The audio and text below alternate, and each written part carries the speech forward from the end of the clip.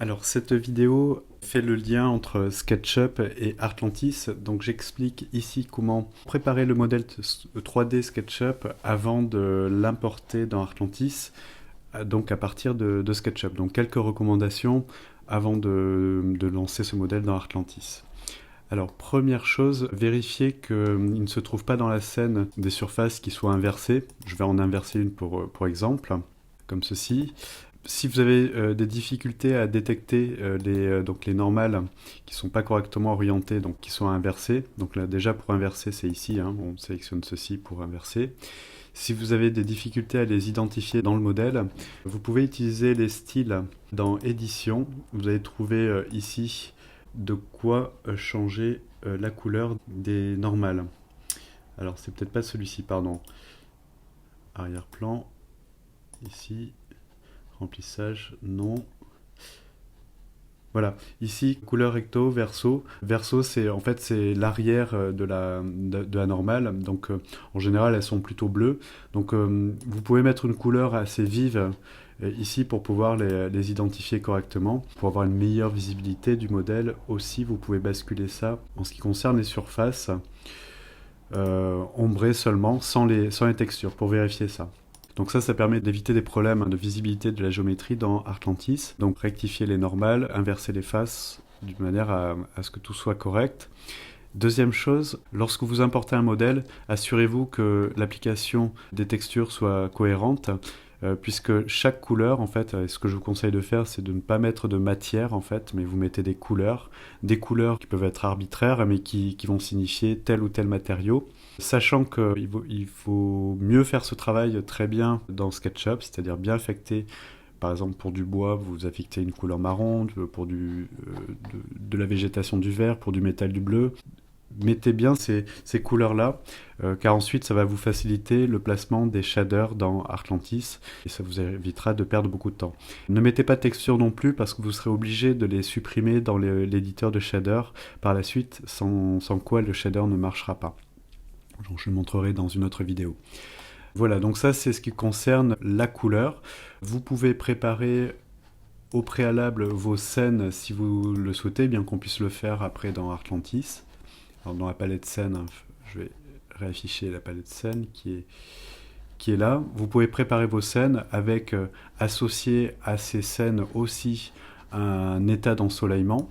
Donc l'état d'ensoleillement, ça va être les paramètres d'ombre. On peut créer une scène ici avec une heure de données ici, et ensuite rajouter une scène ici, créer une scène.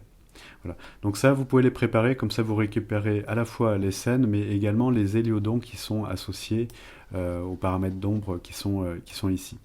Voilà. Donc ça, c'est des choses qui peuvent être préparées en amont dans Artlantis, dans SketchUp, pardon.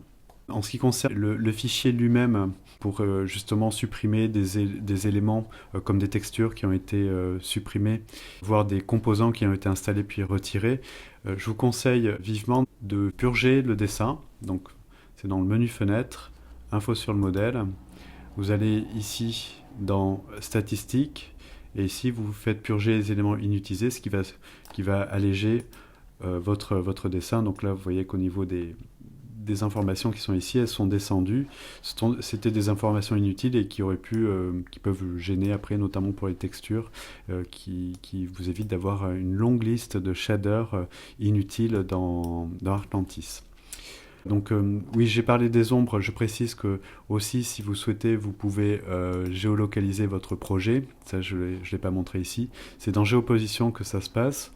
Vous pouvez effectivement accéder à la géoposition pour définir un emplacement précis du bâtiment qui est présenté, de manière à avoir l'ensoleillement juste et correct ici. Donc ça se passe de cette manière, je le montre ici. Je vais me mettre là. Sélectionner région, importation. Bon, là je le fais très vite, c'est juste pour montrer le principe. On peut encore un peu zoomer, hein. Et ensuite, donc là, bon, on ne voit pas la carte, hein, puisque j'ai masqué les textures dans style, fenêtre. Alors, je vais éteindre ça. Ici, fenêtre, style. Voilà. Donc ça, c'est donc je remets ceci pour montrer. Voilà, donc ça vous permet comme ça d'orienter votre modèle par rapport à des données géographiques qui sont justes. Et tout ça pour gérer l'ensoleillement. Voilà, donc ça, une fois que c'est correctement géopositionné, vous pouvez supprimer votre carte ou pas, hein, vous pouvez la garder, en la déverrouillant et ensuite en la supprimant. Donc là, il s'agit d'orienter le modèle par rapport à la carte. Donc il faudra le faire pivoter. Voilà, j'annule ça. On a vu qu'il fallait purger. Donc ensuite, pour l'enregistrement, vous pouvez l'enregistrer peut-être dans une version antérieure. Fichier enregistré sous. Hop, ici. Et je vous conseille, pour des raisons de compatibilité, pour être sûr, vous pouvez le mettre dans une version antérieure comme celle-ci, pour être sûr de pouvoir l'ouvrir après dans ArcLantis.